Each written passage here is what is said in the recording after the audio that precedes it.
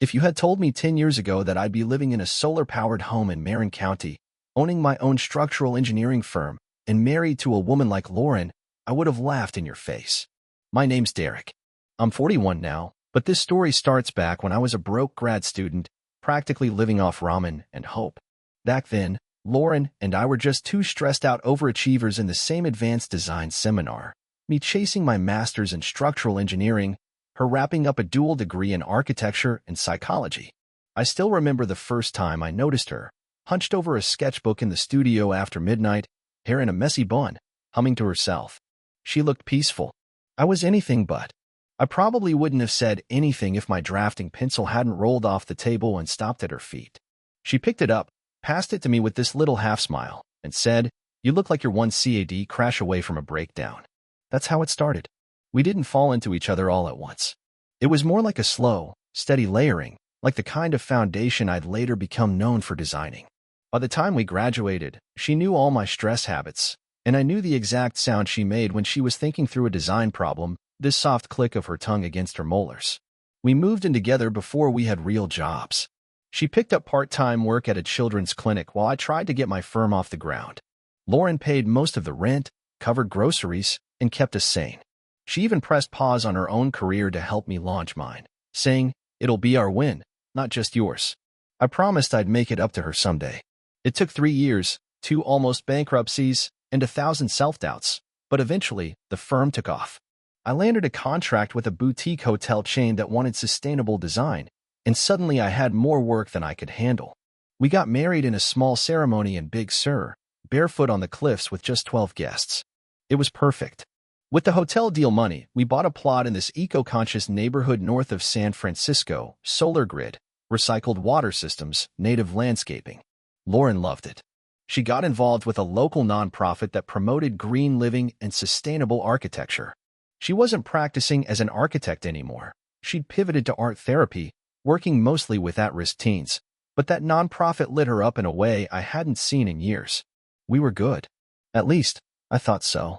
We had wine nights, garden projects, long walks where she'd tell me about some kid who made a breakthrough in group therapy or how she was helping design new wellness rooms for the nonprofit's headquarters. But after a while, I noticed she wasn't telling me as much. She'd pause when her phone lit up, then flip it over. She'd laugh at a message, then change the subject when I asked. "Just nonprofit drama," she'd say, waving it off. I didn't push. I figured it was burnout or stress, or maybe she just needed space. We'd been through a lot. We could get through this too. At least, that's what I told myself. It started with the overnights. At first, it was just one. Lauren said the nonprofit was doing a weekend retreat in Point Reyes, some kind of sustainability brainstorm with local architects and donors. Sounded reasonable enough. She packed light, kissed me goodbye like normal, and was back Sunday evening, buzzing with energy. But after that, the overnights kept happening.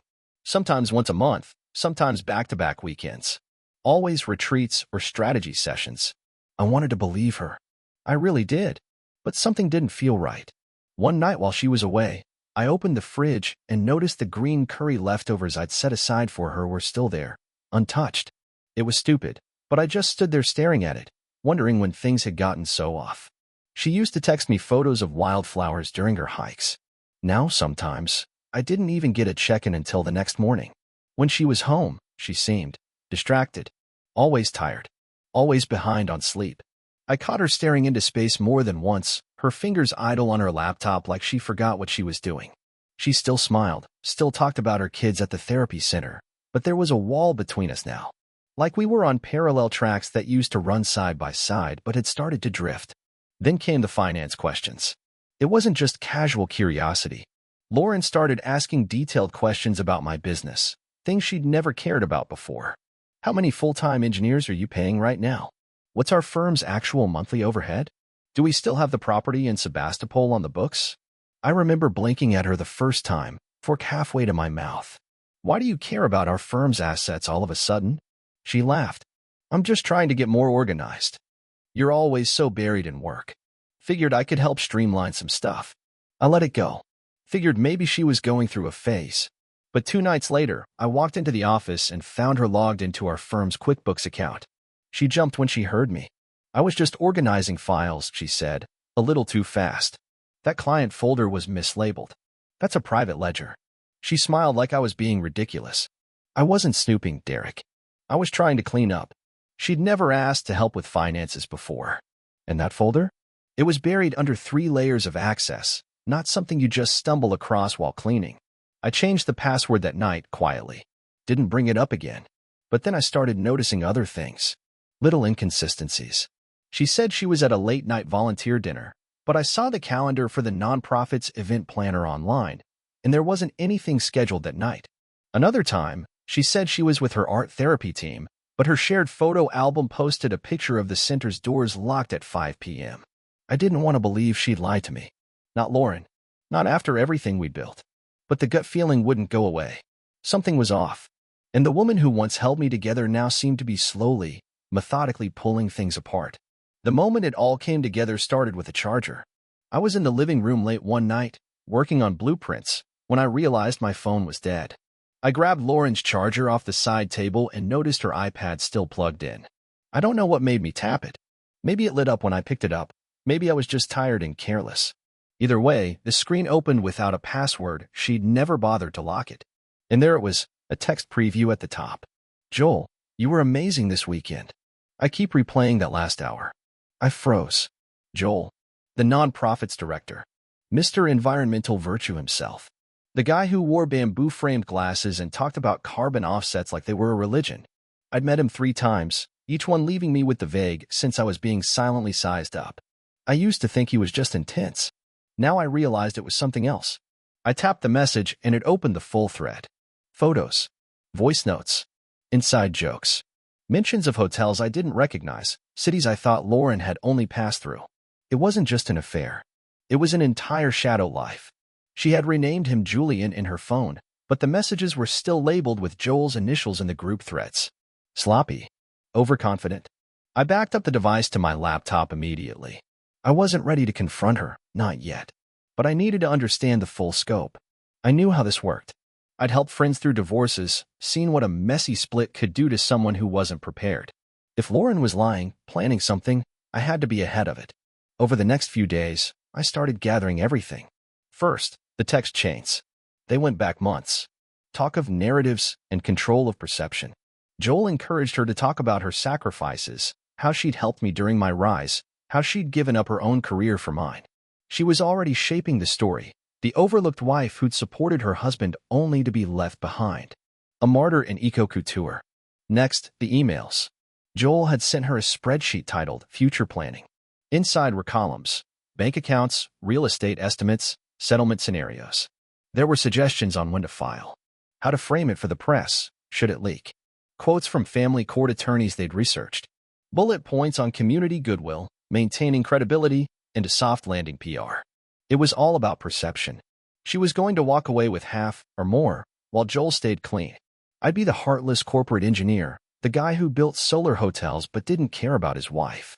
She'd be the one who gave it all up for love, and now just wanted a fair share. And the worst part? It might have worked. If I hadn't seen it, if I hadn't started pulling the threads, she could have blindsided me. But I knew now. I found the photos, too. Lauren in a cabin with Joel, curled up on a futon. One of her standing barefoot in the window, backlit by morning light, captioned, "My real life." It hit me harder than I expected. That was our phrase, real life, the one we used when we were finally debt-free, when we bought the house. She'd given it to him. I sat there for a long time, just breathing. The betrayal was clinical. Efficient. She wasn't acting on impulse. This was calculated, premeditated. A financial heist wrapped in romance. And Joel? He was a damn architect of manipulation, right down to his tone, soft, humble, convincing. I saved every file, every message, every voice note. I backed it all up to 3 locations. I didn't cry. I didn't rage. I got quiet. Because now I knew what I was up against. And I wasn't going to let either of them take me down without a fight. I didn't confront her. Not right away. That was the part that surprised me most. I always thought if something like this ever happened, I'd explode. Scream. Demand answers. But once I had the full picture, the affair, the financial plotting, the manipulative emails, some switch flipped inside me. There was no use arguing with someone who was already halfway out the door with a getaway plan. So instead, I went to work. The first thing I did was meet with my accountant. Quiet lunch on a Tuesday, no paper trail, no email confirmations. Just coffee, steak, and strategy.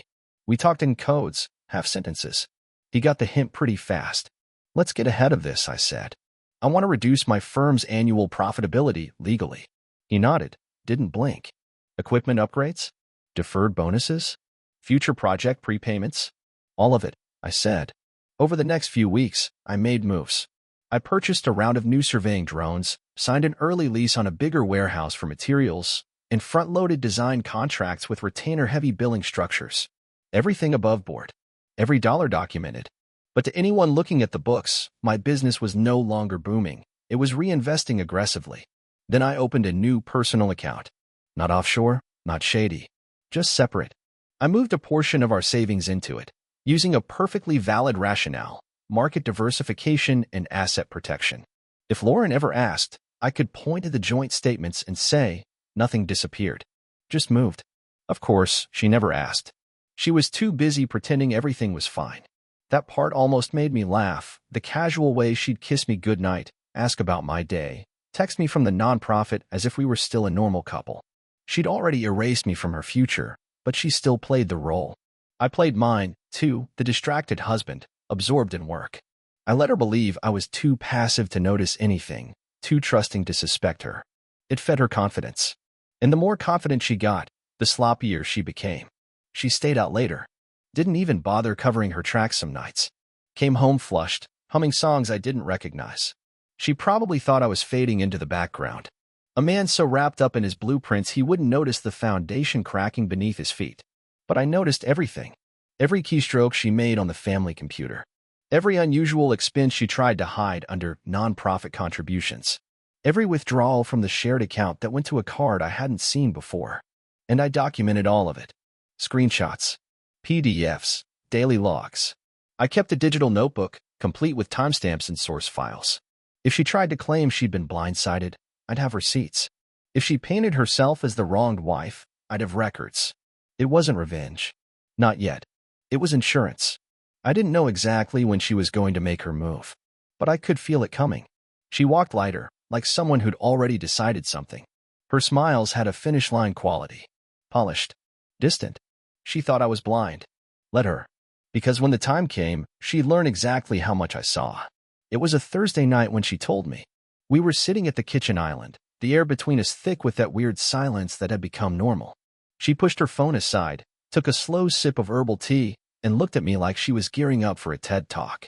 I need to tell you something, she said, her tone too calm, too rehearsed. I nodded. Didn't flinch. Just waited. I'm pregnant, she said. I looked at her. Let the words hang in the air like a fog. Then, before I could even react, she added, and it's not yours. Just like that. No emotion. No apology. Like she was updating me on a canceled Amazon order. I stared at her for a long moment. I could tell she was watching me for a reaction. Maybe she expected rage. Or tears. Or begging. I gave her none of it. Instead, I stood up slowly, walked to the living room, and picked up the folder I'd placed there earlier that day. Printed, labeled, timestamped. I carried it back to the island and set it down in front of her. What's this? She asked, brows pinched. I met her eyes. Calm. Cold. I know, I said. Her face didn't crack right away. She was still holding the upper hand in her mind. Still in control. You know what? She asked. I flipped the folder open. Page 1. A screen capture of her text messages with Joel. Page 2. The future planning spreadsheet. Page 3. A copy of a message she'd sent her friend about playing the sacrifice card when the time came. By page 4, her face had gone pale. I've known for weeks, I said. About Joel. About the retreats that weren't retreats. About the accounts you accessed. I know everything. Her mouth opened. Then closed. Then opened again. You went through my things. No, I said, pointing to the timestamps. I backed up your devices. You left them unlocked. And you left me no choice. She sat back in her chair, blinking fast. I was going to tell you. You weren't. I cut in. You were going to file after the first trimester, build a story around how you gave up your life to support me, and take as much as you could while pretending you were the one betrayed. She didn't deny it. She just exhaled, long and slow. You don't understand. No, I said, firm now. You don't. Her voice dropped. I didn't plan for it to go this far. But Joel did. And you went along with it. I could see her recalculating now. The confident, composed version of Lauren starting to fracture. But even then, I knew she still thought she'd win. Maybe not emotionally, but legally. Even with all this, it won't matter, she said. We live in a no-fault state. Judges don't care about cheating. I smiled. True. But they care about documentation. About finances. About intent. She froze. You wanted to control the story, I said. But now I do. She didn't say a word. She just sat there, eyes on the folder, realizing the house of cards had already fallen. And I wasn't the one left scrambling. Court wasn't like the movies. There were no dramatic outbursts, no surprise witnesses, no thunderclap moments. Just paperwork, quiet conversations between attorneys, and a judge who looked like she'd rather be anywhere else. But I was ready. Lauren, on the other hand, showed up dressed like a woman playing a role, the wronged wife.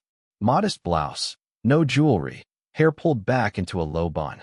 She even wore flats, like she wanted to seem smaller, humbler. Her lawyer spoke first, setting the scene like it was a play. Lauren had given up her promising career to support her husband. She'd paused her own ambitions so I could build my firm.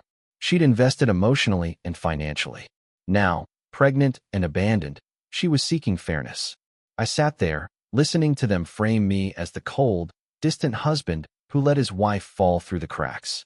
It was well practiced, rehearsed down to her occasional dabs at her eyes with a tissue. Then my lawyer stood. He didn't raise his voice. He didn't dramatize anything. He simply presented what we had, neatly organized documentation, exhibits marked through R. Your Honor, he said calmly, we understand the law does not assign fault. We're not here to contest that. What we are presenting is a pattern of premeditated behavior that directly impacts financial expectations. He walked the judge through the messages, the affair, the backup logs, the spreadsheet titled Future Planning. Joel's name came up again and again. His role in the manipulation. His encouragement for Lauren to maximize the settlement before she files. Lauren's attorney objected a few times. Tried to paint it as invasion of privacy, as emotional retaliation. The judge allowed it all, not because she wanted to, but because the evidence was thorough, authenticated, undeniable. And when my lawyer laid out our financials, that's when I saw Lauren's expression shift. He showed how the firm had reinvested heavily over the past year, reducing profitability. Every transaction was clean, every move legal. There were no hidden accounts, no offshore maneuvers, just a company that had, on paper, taken a hit. A necessary rebalancing, we called it. Her lawyer pressed on. My client supported his growth. She deserves half of what he built. But she's not getting half of what it once was, my lawyer replied. She's getting half of what it is now. That's what the law allows. When the judge finally spoke, her tone was dry, tired. In a no-fault state, infidelity is not grounds for punitive outcomes, she said, almost like she was reading from a manual. However, financial transparency is critical. And in this case, the respondent has demonstrated full compliance with legal obligations. She awarded Lauren alimony. Of course she did. That was expected.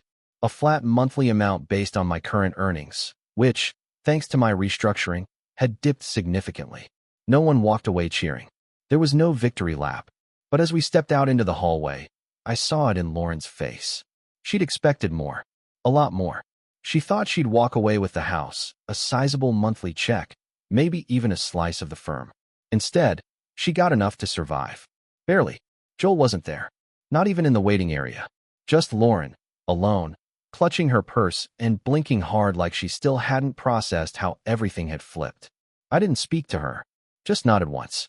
She didn't return it. As I left the courthouse, I felt a weight lift off me. It wasn't freedom, not yet. But it was the first real step. And for the first time in months, I let myself think. Maybe I was going to be okay. Revenge wasn't the plan. Not at first. After the court ruling, I wanted to just move on. Let her deal with the fallout. But then I got a notification from a mutual friend, a post from the nonprofit's Instagram page. It was a photo of Lauren, smiling, hand resting gently on her stomach, standing next to Joel in front of a new eco-home project. The caption read, "Celebrating new beginnings and sustainable futures with two of our most dedicated advocates. Dedicated, ethical, visionary." I stared at the post for a long time, jaw tight. Lauren was already back in the spotlight, playing the saint, the misunderstood do-gooder who gave everything for the planet and the people around her. And Joel, standing next to her like he hadn't spent the last year screwing someone else's wife while plotting a financial ambush. I wasn't angry anymore. I was offended. So I gathered everything. I uploaded the texts, emails, photos, all of it, to a hidden link and wrote an anonymous email to the nonprofit's board of directors. Subject line: Conduct unbecoming of your leadership team. The body was short. Professional. You may want to review the following materials involving Director Joel, last name, and Ms. Lauren, last name, a recently featured volunteer. The evidence includes misuse of donor time, inappropriate conduct during sponsored travel, and reputational risk for your organization should these facts become public. Do with it what you will. No threats. No signature. Just the facts. I didn't expect a response. But 2 weeks later, the cracks began to show. First, Lauren's photo quietly vanished from the nonprofit's website. Then Joel's name was removed from the director's message in their quarterly newsletter. By the end of the month, an email went out to the nonprofit supporters. Leadership changes are underway to realign our mission with our core values. Translation: Joel had been pushed out. I heard through the grapevine, mutuals who didn't know I was involved, that there'd been a closed-door board meeting. Several sponsors had voiced concerns about the optics of the affair. Apparently, Joel's holier-than-thou public persona had made the whole thing worse. He hadn't just violated trust. He'd made the organization look like a joke. Lauren tried to weather the storm. She posted vague quotes about resilience and new chapters. She shared throwback photos of hikes and community events. But the likes dwindled. Comments dried up. The board sent her a formal request to step down from her volunteer role, citing the need for neutral community representation. Then came the family fallout. Lauren's parents, longtime donors to the nonprofit, were furious. Not just because of the scandal, but because of the embarrassment. Their daughter had gone from golden child to social pariah in less than a month. I heard her mother cried in public. Her father pulled their donations, claimed they'd been blindsided by her decisions. Lauren's world didn't explode all at once. It collapsed piece by piece: her job, her public image, her social standing. Even Joel quietly resigned from another advisory position at a green architecture firm a few towns over. Nobody wanted to be tied to the mess. And she never saw it coming. That was the part that stuck with me. She'd spent months planning her escape, shaping the story, manipulating the optics, and still never imagined someone would quietly flip the narrative on her. I didn't need a spotlight. Didn't need credit. Just watched from a distance as the tower she built on lies came crashing down. And this time, I didn't lift a finger to stop it. It was about 2 months after everything blew up when I got the email. No subject line. Just a single sentence in the body. Can we talk? Lauren. I almost deleted it. But something in the tone, flat, stripped of any performative grace, made me pause. I replied with one line of my own. What about? She responded the next morning. I need help. Please. We met at a diner halfway between where she used to live and where I still did. When I walked in, I barely recognized her. She looked hollow. Her hair was pulled back in a messy knot, her face pale without makeup, clothes worn thin, like she hadn't had a full night's sleep in weeks. Her shoulders were curled inward. She looked smaller, like someone trying to fold in on themselves. I'm living in my car, she said without preamble. I've applied everywhere. Nobody will hire me. Not after all of it. I didn't say anything. Just let the silence fill the space between us. My parents cut me off. I'm not allowed in their house. Joel won't return my calls. He's ghosted me completely. I nodded once, slowly. She didn't cry. Didn't dramatize. That, more than anything, told me she was really at the bottom. I'm not asking you to take me back, she said. I'm not that delusional. I can't keep doing this. The alimony helps, but it's not enough. I can't afford rent anywhere decent. I just need something to get back on my feet. I took a folded envelope from my jacket and placed it on the table between us. She looked at it, confused. It's a settlement termination offer, I said. A lump sum. Legally binding. You take it, sign it, and alimony ends. For good. Her eyes narrowed. Why would you do that? Because I want closure, I said simply. This isn't charity. It's a final transaction. She hesitated. How much is it? Enough to live on for a while. Not enough to rebuild the life you used to have, but enough to start a new one. Somewhere else. Quietly. She stared at the envelope like it might catch fire. I thought you hated me, she said. I shrugged. I did. Then I didn't. Now I just don't care enough to hate you anymore. She nodded slowly. You're not doing this out of kindness. No, I said. I'm doing it so I never have to hear from you again. She opened the envelope, scanned the figure, and I saw her jaw tighten, not in anger, but in reluctant acceptance. She reached for the pen I'd placed beside her napkin and signed. Thank you, she whispered. I stood up, ready to leave. I meant it, she said softly, almost to herself. About being sorry. I paused, hand on the chair, but didn't look back. I know, I said, but it doesn't change anything. And then I walked out, knowing that for the first time since it all began, the ties were cut. Clean. Forever. It was a rainy Tuesday when I saw her again. One of those overcast afternoons where the clouds hang low and everything feels slow. I just pulled into a gas station off Highway 101, halfway between a site meeting in Santa Rosa and a dinner back in the city. Nothing special. Just a routine stop to top off the tank. I was stepping out of my truck when I noticed the rusted-out sedan parked 2 pumps over. Dented bumper, cracked taillight, a trash bag covering one of the rear windows. The kind of car you'd pass without a second glance. But then I saw her. Lauren stood hunched beside the pump, fumbling with her card, hoodie pulled tight over her head, hair flat from the damp air. She looked up, probably to check the price, and our eyes met. For a second, neither of us moved. Then she gave a small, hesitant wave. I nodded back, once, and turned to start fueling. She approached slowly. No drama, no tears. Just resignation. Hey, she said quietly. Hey. She glanced at the truck. Still driving the Tacoma? Still runs. A beat passed. She sighed. I wasn't sure you'd say anything. I wasn't sure I needed to. She looked down at her shoes. They were soaked through. I'm working nights at a warehouse in Petaluma. Just until I figure things out. I didn't respond. She kept going. I got a room in a shared house. It's not great, but it's something. I walk a lot. The way she said it, like she wanted me to feel something, almost made me angry. But not quite. That part of me had gone quiet months ago. I wanted to say I'm sorry, she added. Not just for what I did, but for what I became. I wasn't fair to you. I twisted things. Lied. And I let someone talk me into believing I deserved more than what we had, when, really, I had everything. I let the words sit there. Then I said, you had choices. So did I. We both made them. She nodded slowly, blinking hard. You look good, by the way. Healthier. I am. She tried to smile. Are you seeing someone? Yeah. She swallowed. Is she? Honest, I said. Independent. Solid. That seemed to hit her. She looked away, wiping a drop of rain from her cheek. I'm glad, she said, barely above a whisper. The pump clicked off. I returned the nozzle, closed the cap, and stepped toward the driver's side. Take care of yourself, I said. You too. I started the truck, pulled away without looking back. In the rearview mirror, she stood under the gray sky, small and still, hands shoved deep into her hoodie. I didn't feel victorious or smug. Just done. As the city skyline came into view, I thought about all the hours I'd spent stewing in betrayal, mapping out retaliation. It had felt good, at first, sharpening every move like a knife. But this? Driving toward a life I rebuilt on my own terms, with someone who saw me for who I was, not what I could give. This felt better. So much better.